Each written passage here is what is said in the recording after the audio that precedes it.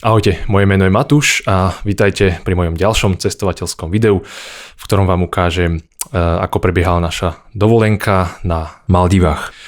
Dovolenka to bola opäť nízkonákladová a hneď na úvod poviem, že trvala nejakých 8 dní, z toho 4 dní sme strávili len cestovaním, vrátane prestupov v Abu Dhabi, takže takáto varianta je skôr pre dobrodruhov. Celkovo sme sa zmestili do rozpočtu nejakých 1850 eur, avšak veľa z týchto výdajov bolo možno neúplne nutných.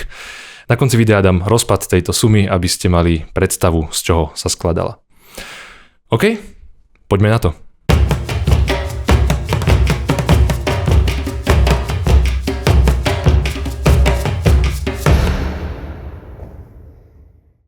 Tak, ako prvé si povedzme, čo nám treba pred odletom. Platný cestovný pas, letenky v tlačenej forme, keďže v Abu Dhabi ani v Male neakceptujú letenky v mobile, imigračný formulár IMUGA, hotovosť v amerických dolároch, my sme si zamenili 800 eur, ktorými zaplatíme takmer všetko. Opaľovací krém? Nie. Ten si kúpte až v miestnej drogérke, oni vedia najlepšie, čo do toho naliať. No a čokoľvek, čo vás zamestná na aspoň 20 hodín. U mňa sú to filmy. Maldivy tvorí dohromady 1192 ostrovčekov, z ktorých je okolo 200 obývaných a v súčasnosti je tu vybudovaných 132 rezortov. My však mierime na jeden z 24 lokálnych ostrovov, ktoré sa svetu otvorili len v roku 2009, kedy sa oficiálne povolilo ubytovávať turistov medzi domácimi. Na Maldivy sa netreba očkovať a lietanie s dronom je tu mimo rezortov úplne bez problémov. A je jedno veľké upozornenie, Maldivy sú moslimská krajina, takže žiadny alkohol na lokálnych ostrovoch nenájdete. Tie čapujú len v rezortoch. Výlet sme si nevybrali my, ale on nás. Konkrétne cez stránku Cestujeme lacno, kde vyskočili spiatočné letenky na február za parádnych 240 eur na osobu na rok dopredu. Prvý deň začína chladným februárovým ránom, na ktoré nie sme moc vystrojení. Cestujeme na ľahko, ako zvyčajne máme len batohy a zimné bombery nechávame doma. Kupujeme lístky na vlak a v zápäti nám na pomoc letí kamarát Peťko, ktorý neodolal ponuke zviezť nás na Trenčiansku vlakovú stanicu. Stanica vyzerá ako trashback, nechápem prečo to tu aspoň tí Rimania nedali dokopy, radšej sa ponáhľame na nástupište. Krátko pred 8 naskakujeme do novúčičkého rýchlika, nasadili ich tu asi 2 týždne dozadu. Grafikon je ale stále pôvodný, čiže meškal 20 minút. Potom čo nás pani sprievodkyňa vykopne z vozňa prvej triedy, sa usádzame v dvojke. 2 hodiny vo vlaku nás dostanú do ďalšej otrasnej stanice v hlavnom meste. Kúpime lístky na autobus a zvezieme sa pár zastávok na autobusovú stanicu Nivy. Kde nás už čaká pristavený Slovak Lines. Máme kúpený travel pass, vďaka ktorému sa v podstate od 5. jazdy vezieme zadarmo, ale štandardne stojí cesta na letisko okolo 7 eur. Cieľom nášho prvého letu je Abu Dhabi, naša prvá prestupná stanica. Zlietame o 1 a po 5 hodinách letu si posúvame čas o 3 hodiny dopredu na 9 večer.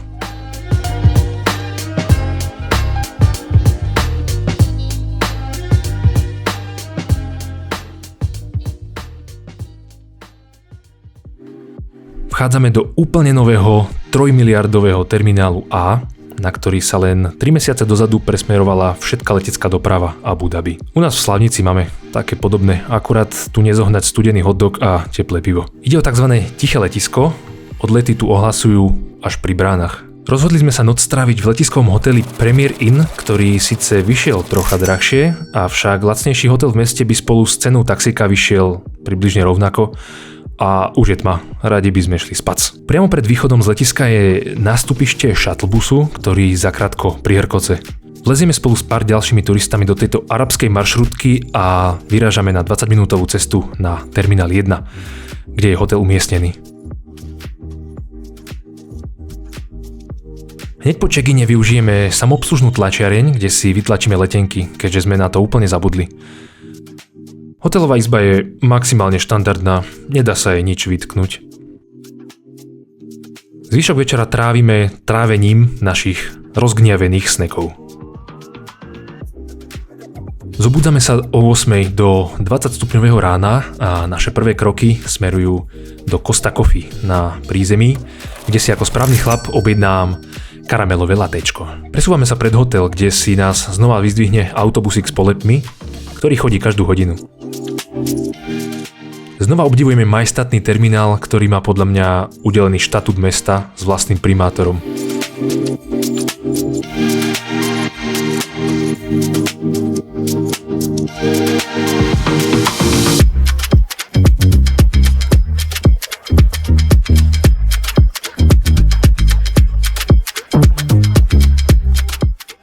Check-in sme si spravili online, vďaka čomu nečakáme v rade, no a krátko na to zakotvíme v komfortnej čakárni a o 12:00 sa už súkame do aeroplánu.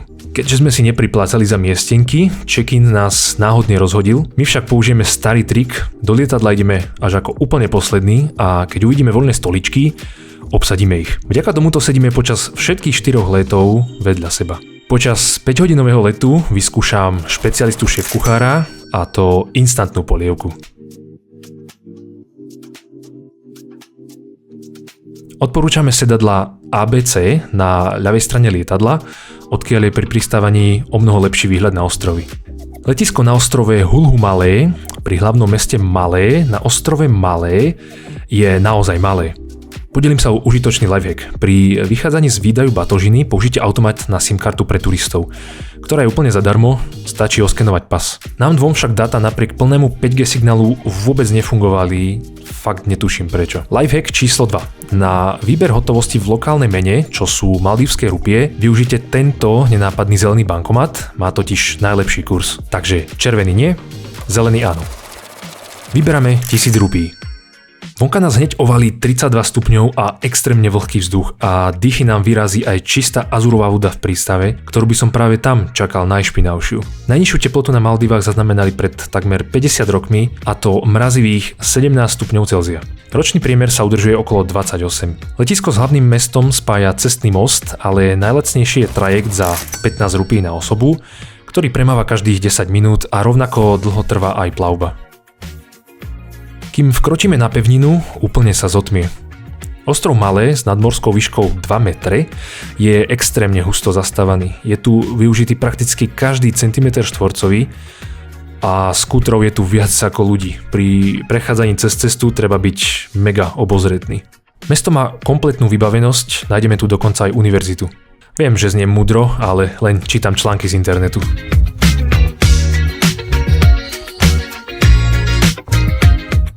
Po ceste na ubytko nás zachváti konzum a za obeď vyberáme Som Tam Thai, maličké thajské bistro s milou obsluhou a super hodnotením. Necháme si navariť polievku, obriu porciu smaženej ryže s morskými plodmi, papajový šalát a thajský čaj s mliekom, za ktoré tu dohromady necháme 400 rupí. Za rohom nachádzame dvere do nevábne vyzerajúcej chodby, ktorá končí na poschodí. Topánky nechávame pred dvermi, za ktorými sa nachádza predajňa spánku, ako to tvrdí slogan. Ide vlastne o kapsulový hotel, cenovo dostupné riešenie pre spatia so zážitkom stieseného priestoru. Za noc si Booking naúčtoval 26 eur na osobu. Je tu chlapík, v podstate recepčný, ktorý v noci spí. A máme tiež Wi-Fi. Zložíme si veci do svojich kapsul a vyberieme sa myšičkovať ulicami. Nechávame sa pohodiť atmosféru večerného mesta.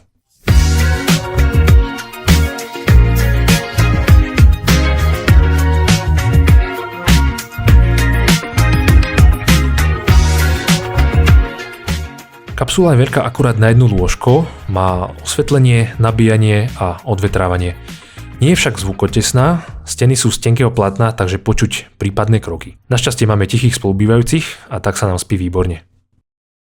Oká rozliepame o 8:00, zobudíme recepčného kvôli checkoutu a ocitáme sa na Slnečnej ulici. Prvé čo tak samozrejme navštívime pekáreň za rohom. Na prebratie volíme klasické pečivo s čokoládou, pečivo s párečkom a kávu. Ako si sme pozabudli a uvedomili si, že by bolo asi pomerne vhodné zohnať odvoz do prístavu, keďže za pol hodinu nám letí speedboat. Z toho mála aut zrovna ani jeden není taxík, no našťastie na jeden natrafíme, pričom si pri nasadaní oblejem kávou jedný z 2 kraťasov, ktoré tu mám. Nepriamo teda taxikára naučím pár ľubozvučných slovenských nadávok. Po asi 4-minútovej ceste nás taxikár vyklada v prístave, vypýta si 5 eur. Teta v okienku nám predá lístky a ja dopijam zvyšky kávy, ktorá sa nestihla vyliať. Tu môžeme vidieť 1,4 km dlhý most Sina Malé, spájajúci letisko s centrom, dokončený v roku 2018. Zaujímavosťou je, že ho financovala Čína, s ktorou má krajina úzke vzťahy. Časovo nám to vychádza na knap, na presun máme ani nie 10 minút, no my nie a nie nájsť našu loď. Po chvíli stresov zisťujeme, že loď ešte len prichádza zakotviť, takže nastavujeme znova režim pohody. Náš čln má názov Coral Cruise a zabukoval nám ho vopred náš ubytovateľ. Jednosmerná cesta na Oculhas vyjde na rovných $50 na osobu. Ešte spomeniem, že tento typ transferu trvá asi 90 minút, no je drahší. Dá sa ísť aj plavbou za $5, pripravte sa však na plavbu dlhú 4 hodiny. Po pol hodine nakladania osôb a objektov sa rozreve štvorica motorov a asi 100 km rýchlosťou sa ženieme vlnami.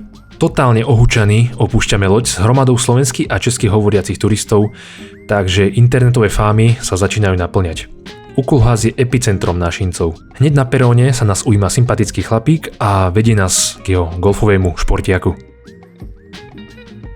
Čaká nás krátka výhľadková cesta po pieskovej vozovke, počas ktorej nám povie niečo málo o ostrove. No a tu sa nám postupne začínajú naskytať prvé katalógové pohľady na tunajší svet. Biela pláž, syto tyrkysová voda a všade samé palmy. Zmocňuje sa nás vzrušenie.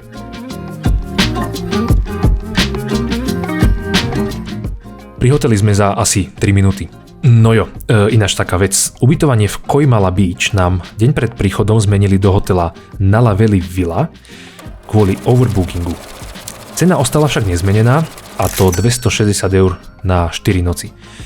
Cena na bookingu bola ináč €320, avšak Domča proaktívne kontaktovala ubytovateľa cez WhatsApp a ten nám ponúkol cenu mimo bookingu. Úplne geniálny ťah. Na našej izbe je všetko super, pohodlná posteľ, klimoška, samozrejme Wi-Fi, korytnačky z uterákov a záchod s hadicou pre každý prípad. Jediné, čo nie je super, je výhľad. Ale stále sme na tom lepšie ako izby s výhľadom do chodby. Toto si ináč treba pri bookovaní preveriť. Na izbe máme aj trezor, z ktorých jeden nefunguje a druhý funguje až moc, lebo potom, čo sme doň zavreli pár cenností, sa bez udania dôvodu uzamkol a museli sme zavolať typečka s pak kľúčom. Vyzeralo to, že nie sme prví, ktorým sa to stalo. No, čo prvé asi tak urobíme, keď sa zložíme? No, vyskúšame more. Takže sa ponatierame 50-kou ešte z Thajska a vyrážame na plážu, ktorú máme od hotela asi 2 minúty. Pláž je presne taká ako na fotkách. Gíčová a pomerne vyľudnená. Fotky na internete fakt neklamali. Naťahujeme si šnorchle a ponárame gebule pod hladinu. Absolútna paráda. Životom to tu úplne prekvita. Ale však bodaj by nie v takej čistej vode.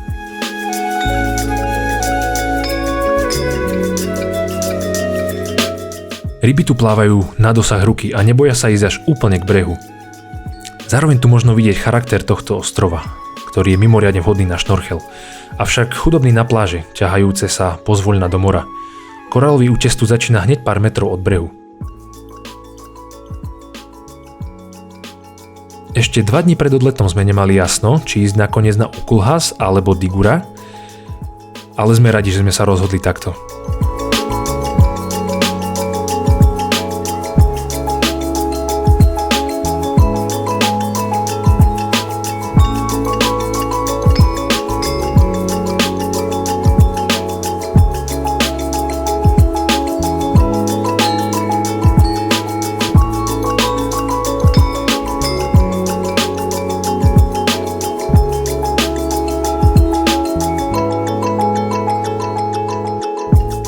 Našťastie pre vás a na nešťastie pre nás, toto sú posledné zábery, na ktorých sme hore bez a možno aj tušíte, kam tým mierim. Z mora vykročíme späť na breh, ktorého okraj nás dovedie na druhú stranu ostrova. Cestou míňame malé skryté plážičky, perfektné na relax v súkromí.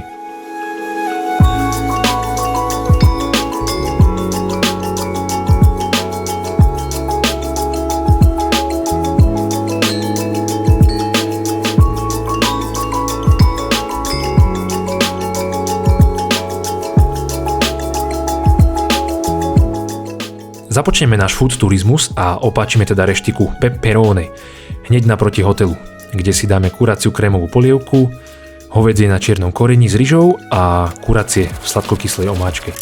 Medzi 4. a 6. tu všade majú buď žiadnu alebo obmedzenú obsluhu, nakoľko sa všetci venujú modleniu, o čom dáva vedieť aj hlásenie z minaretu.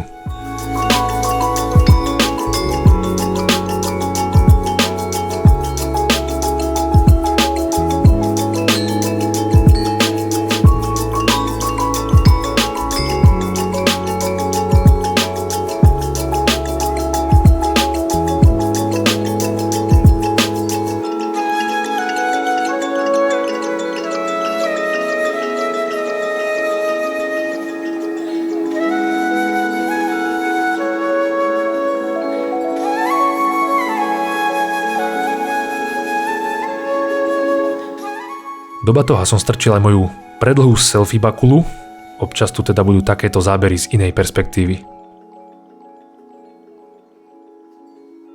Ale tú perspektívu predsa len ešte rozšírim mojim malým esom v rukáve.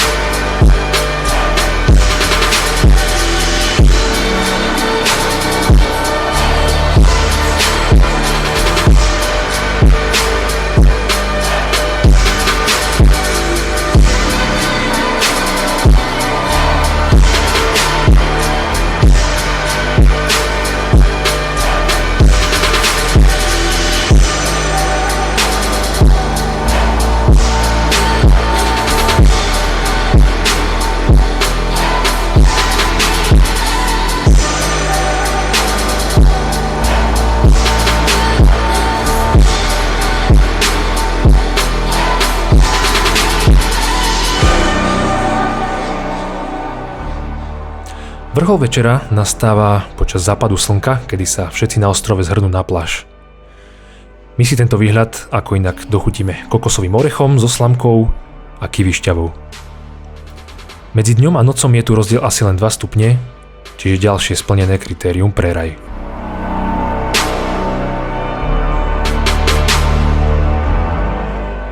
Týmto by som rád pozdravil firmu GoPro a jej vymakaný chladiaci systém. Druhý deň na ostrove začnem tým pozitívnym. Raňajky o 8 na výbornú, v podobe bufetu s možnosťou výberu sladkých, slaných alebo ovocných položiek. Celé je to veľmi milé. No a teraz k tomu menej príjemnému. Už v noci som sa párkrát zobudil na to, že mám v ohni plecia, zátylok, lakte, priečelie, prsné svalstvo a lítka. Áno, zase sme sa úspešne spálili aj napriek opalováku. Ja neviem už. Trocha nám to skazí vyhliadky na zvyšok dovolenky, no napriek tomu sa natrieme, oblečieme sa a cupitajúc po tieňoch sa vyberieme objavovať ostrov. Momentálne sme tu našli jedno mínus a to je prebiehajúca stavba 2 hotelov, z ktorých zvuky môžu byť rušivé a ani esteticky to tu nevyzerá zrovna skvele. Vlezieme do malého krámku a kúpime si absolútny vrchol opaľovacieho inžinierstva. Krém s faktorom 85. Vyzbrojení týmto tromfom pokračujeme v našej tieňovej hre do momentu, čo nám cestu skríži niečo úžasné. Nádherná verejná pláž, to znamená zákaz vstupu v bikinách a slipoch. Rozhliadame sa. Nikoho nikde, len trojica miestnych uličníkov skotačiacich vo vode.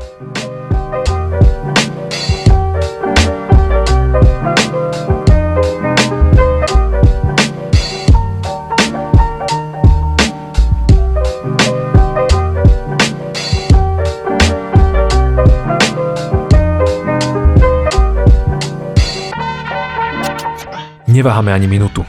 Tak ako sme oblečení, nakračame do horúcej vody a najlepšie na tom je, že nie sme za čudákov, ale práve že spĺňame tunajší dress code. Čo sa už ale nedá povedať o partii turistov, ktorí sa k nám po chvíli pridajú, vôbec nerešpektujúc veľký oznam na tabuli. Keď začujeme ruštinu, je nám jasné, odkiaľ vietor veje. Hodiny nič nerobenia bez mobilov sa prelievajú a oranžová obloha nás znova vytiahne na hlavnú pláž, kde v tichosti absorbujeme čaro momentu.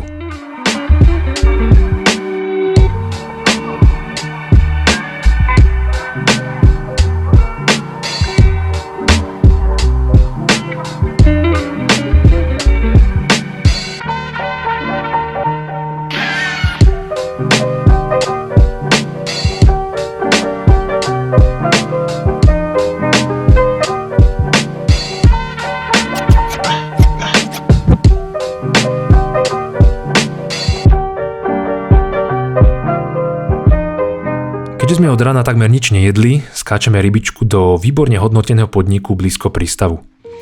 Rozkladá sa na 3 poschodiach, usádzame sa preto na najvyššom. Ponúkajú tu Indiu, Thajsko, ale hlavne maldívske špeciality. Ja teda siaham po mas riha a domča po dragon chicken. A k tomu tom yum s plodmi mora, vďaka ktorému som preslzil asi Petrov vreckoviek. Nakoniec to splachneme piňakoládou a virgin mojitom. Vôkol nás lietajú títo strašiaci, ktorých generálny štáb sídlí v tomto strome. Ešte vás poctím exkluzívnym záberom z pohľadu týchto ušiakov. Po Véči sa na dobro rozhodneme vypiecť s našim vypečením a v miestnom butiku si obaja kupujeme trička s dlhým rukávom a UV ochranou za $12 a $35. Namierime si to späť na pláž a vo vode hneď zbadáme čosi čierne. Na moju dušu raja, živá a zdravá si tu chilluje, počúvajúc karaoke z blízkeho baru.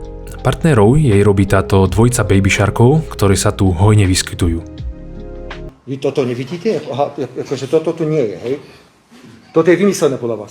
Fú, no moc toho nevidím. Vy toto nevidíte? Nie. Ani toto nevidíte?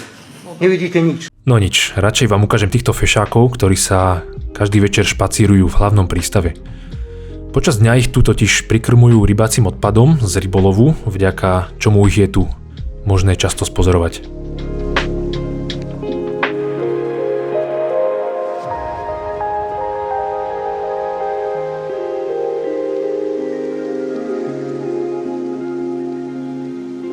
Ďalšími zábermi vás viacej ponorím do atmosféry ostrova.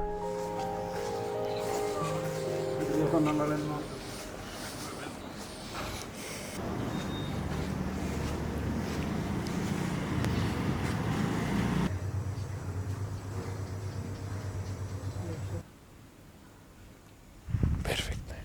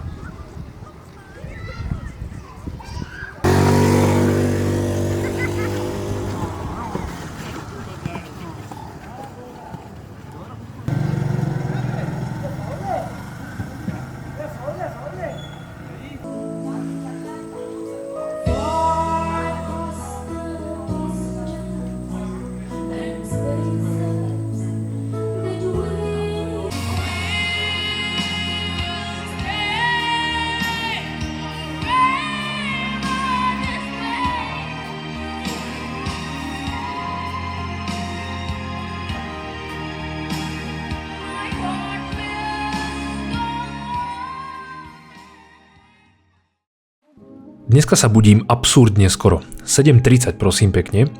Je za tým však účel. Beriem 2 uteráky a utekám na pláž uzurpovať nejaké lukratívne miesta. Raňaječky ako vždy na jednotku. Omeleta, páreček, kávička. Na plážu sa vyberáme vyfešakovaní v našich nových kostýmčekoch, za ktoré by sa nehanbil nejeden freediver. Ukladáme sa na hladinu s nasadenými šnorchlami a začneme lobzovať v nádeji, že už snáď dnes nájdeme korytnačku. To je totižto našim hlavným cieľom výletu a ak neuvidíme pancier, neodchádzame. Riadili sme sa špendlíkom na Google mapách, kde by sa údajne mali vyskytovať.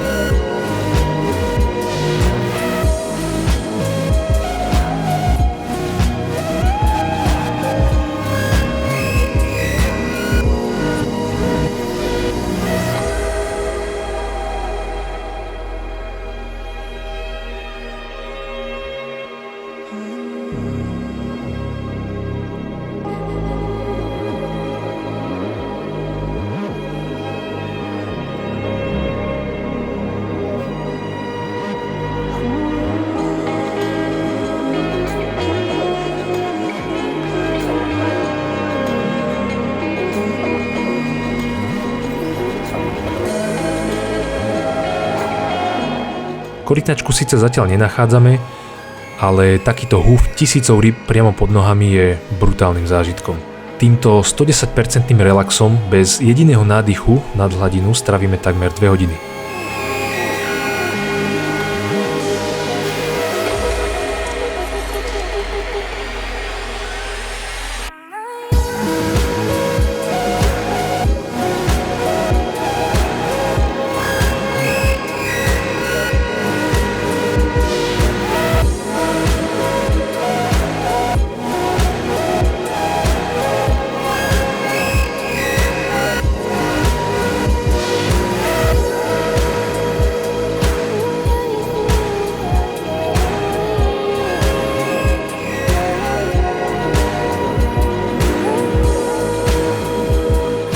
Nastal čas objaviť ďalšie miestne dobroty. Namierime si to do reštaurácie Poblano, umiestnenej v džungli, ak sa to teda dá tak nazvať.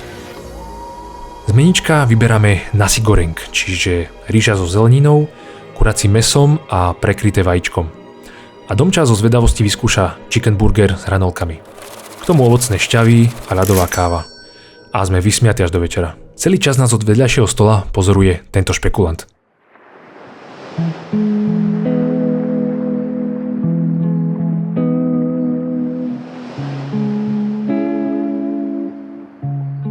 Večer bez západu slnka na pláži je tu priam nemysliteľný a to isté si povedala aj Raja, ktorá sa takto vyslovene pýta na breh.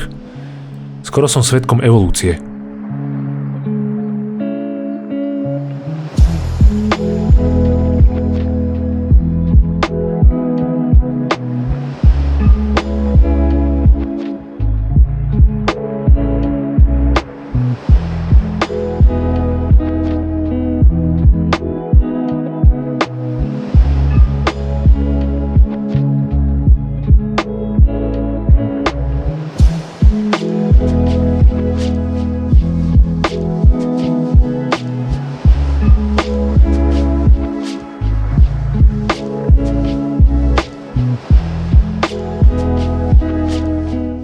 Pokračujeme prechádzkou na opačný koniec ostrova, ktorý však nie je úplne lákavý, najmä pre jeho priemyselný charakter. Nachádza sa tu odsoľovacie zariadenie a každý večer sa tu rinie kúdoľ dymu zo spaľovne odpadu. Stavíme sa na kokosový bubble tea a ja si vypýtam čaj latte. Nečakal som však, že reálne dostanem horúce mlieko so sáčkom čaju. Ale akože bol to OK. Medzičasom píšeme do agentúry Paraboa, ktorú tu vedie Češka Barbora. Poskytuje šnorchlovanie s mantami, žralokom obrovským, sandbanky a rôzne ostrovy a rezorty v okolí. Barbora nám veľmi ústretovo nakombinovala manty a sandbank a vďaka tejto unikátnej kombinácii to vyzerá, že pôjdeme len my dvaja. Cena je tak ale mierne vyššia, a to $85 na osobu.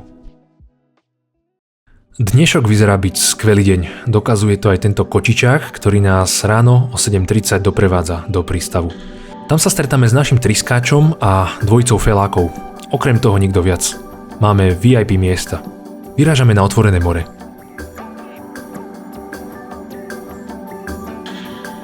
"20 minút ubehne ako voda a my kotvíme na plitčine, ktorá by podľa všetkého mala byť niečo ako hlavné námestie.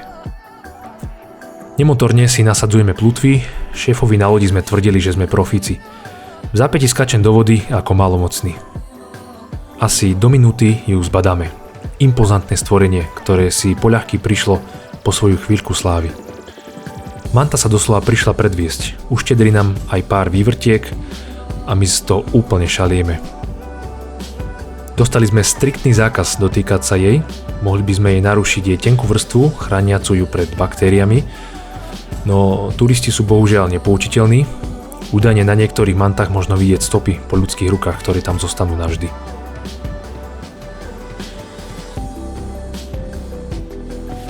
Dohromady narátame celkom jednu mantu, ale vôbec to nevadí. Zážitok perfektný.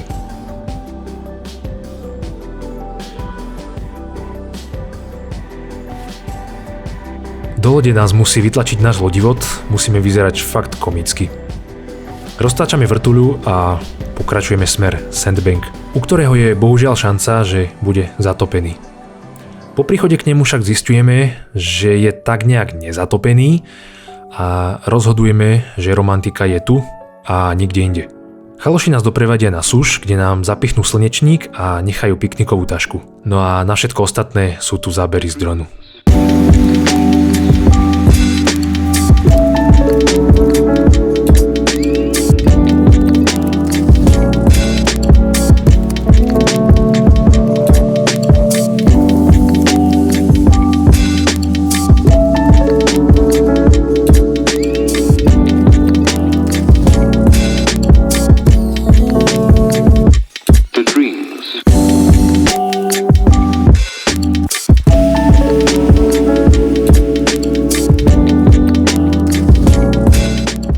Našich 40 minút sme si tu maximálne užili, rovnako tak aj priatelia v člne, ktorí rybárčia obďaleč. Sprácame slnečník a kráčavým pohybom smerom do mora som dal znamenie, že sme pripravení vyraziť. Plavba je spočiatku pokojná, no v momente ako zakúri v kotli sa premení na divokú hádzavú jazdu plnú skokov po vlnách. Nič pre slabé žalúdky.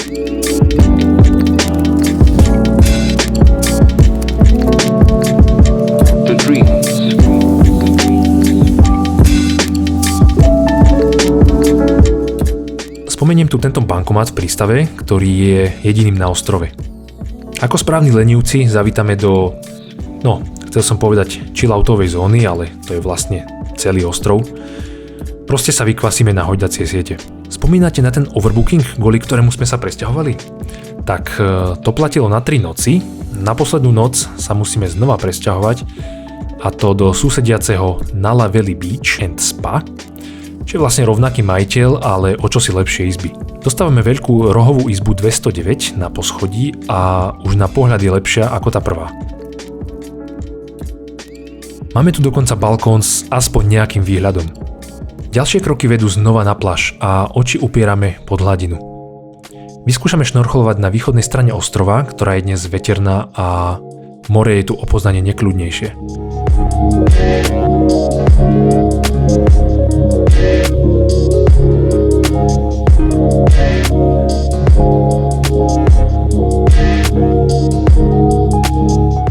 Sme posledný krát vo vode a pomaly sa chystáme von. Zmierujeme sa s tým, že na korytnačky sme proste nemali šťastie. Naraz vidím Domču, jak vyskakuje z vody a snaží sa upútať moju pozornosť. A ona tam je. Korytnačka ladne si poplávievajúc v rozbúrenom príboji. Sme vo vytržení. O dušu plávame proti prúdu, aby sme jej stačili a vychutnali si tak jej prítomnosť, čo možno najdlhšie.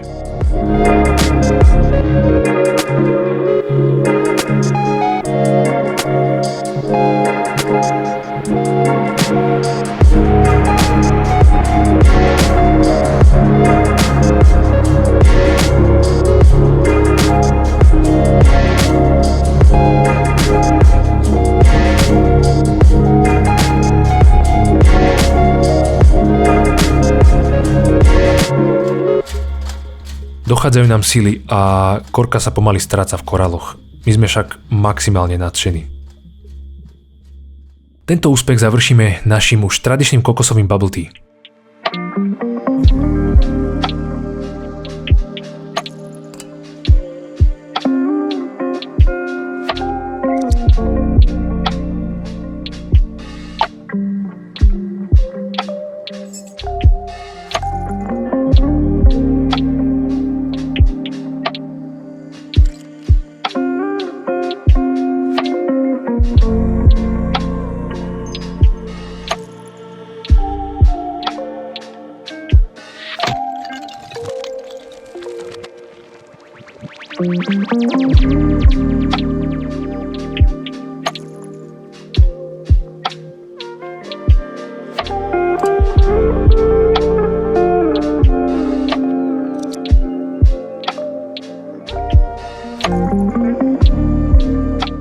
Večerný hlad sa vyberáme uhasiť do sympatickej indickej reštiky Chef the Indian. Hneď od vedľajšieho stola počúvame slovenské príhody a skúsenosti. Ako čakáme na papinu, pozoruje nás tento sandokan. Za mňa je to dnes kuracia krémová s hrybami, chicken korma s parátou a za Domču chicken tikka. Jedno z najjedál, aké som kedy jedol. Týmto gastroorgáčom zakončujeme dnešný deň. Posledné ráno v raji je samozrejme také, že ho veľkú časť prespíme a na sladké raňajky sa hrnieme na poslednú chvíľu tesne pred 9. Na izbe si po 4 dňoch obúvame štandardné botasky a vôbec sa nám do nich nechce. Checkout máme o 12. My si teda ešte zbehneme na rozlúčku s pobrežím a samozrejme s milou tetulou a jej kokosovým bublivým čajom. Nasadáme na palubu golfíka a knisavou jazdou sa presúvame do prístavu. Tam je trocha rušnejšie, prebieha tu každodenná výmena vybývaných turistov za tých nových. Tiško im zavidíme a hádame, kto z nich sa spáli ako prvý. Naskakujeme do Coral Cruisera a po chvíľke šaškovania, kým sa nalodia batožiny a ich majitelia, sa vydávame na 90-minútovú divokú jazdu do hlavného mesta. Opäť nás zastihli veľké vlny, no na lodi týchto rozmerov sa cestujúci vpredu museli pevne držať, aby nelietali po palube. Domči sa napriek tomu podarilo zadriemať? Nechápem. Prechádzame krátkou, ale intenzívnou búrkou.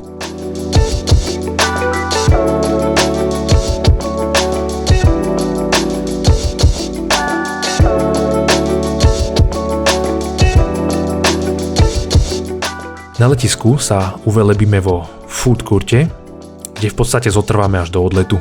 Naše žalúdky tu nejak extra neprekvapíme. Thajský fast food v podobe hodne štipľavého zázorového kari s jarnými závitkami a ľadovou kávou. Boarding sa zatvára o 7 a my len tesne vyviazneme s našim plánom sedenia vedľa seba, lebo lietadlo je plné do posledného miesta. Zároveň sme svedkami tohto pre mňa nového úkazu, keď sa celá kabína plní vlhkým oparom. Má to niečo s rozdielom vlhkosti vnútri oproti vonkajšku. Náš odlet je sprevádzaný búrkou a ja si zapínam posledného Pána prsteňov. Z okienka pozorujeme nekonečné pláne arabského poloostrova.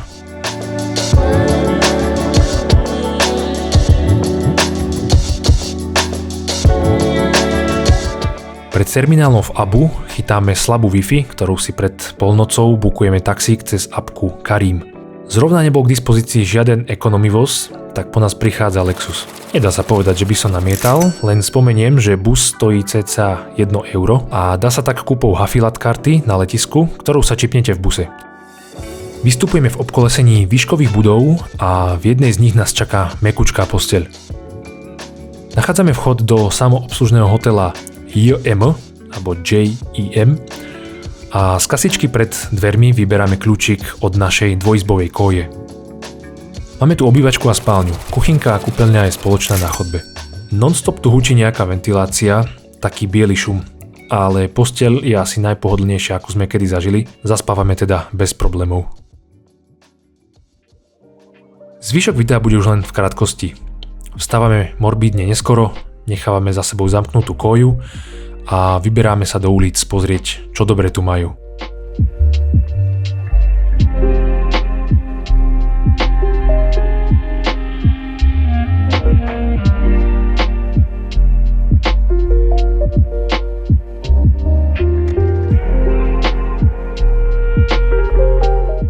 Vlezieme do nedalekého Abu Dhabi Mall a po krátkej špacírke 4 poschodiami si ustielíme v podniku známej siete Wagamama.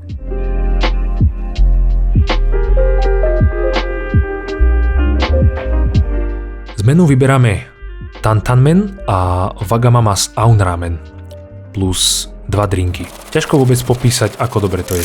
Páči sa nám možnosť zaplatiť priamo od stola cez aplikáciu. Napriek množstve času, ktoré máme pred sebou, volíme možnosť ísť na letisko a počkať tam. Abu sme už videli 2 roky dozadu. Do luftu sa vznesieme o 10. večer a na švechat dosadáme okolo 3. ráno.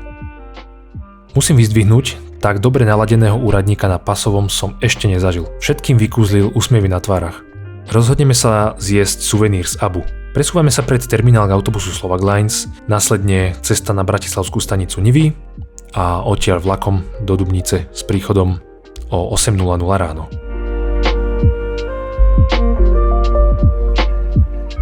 No a na záver ešte zhrnutie našich výdavkov v chronologickom poradí.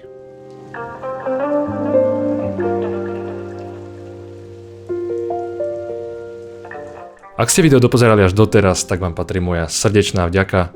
V blízkej dobe určite nejaké podobné ešte plánujem pridať, takže ostaňte naladení na môj kanál. Ahojte a šťastný let.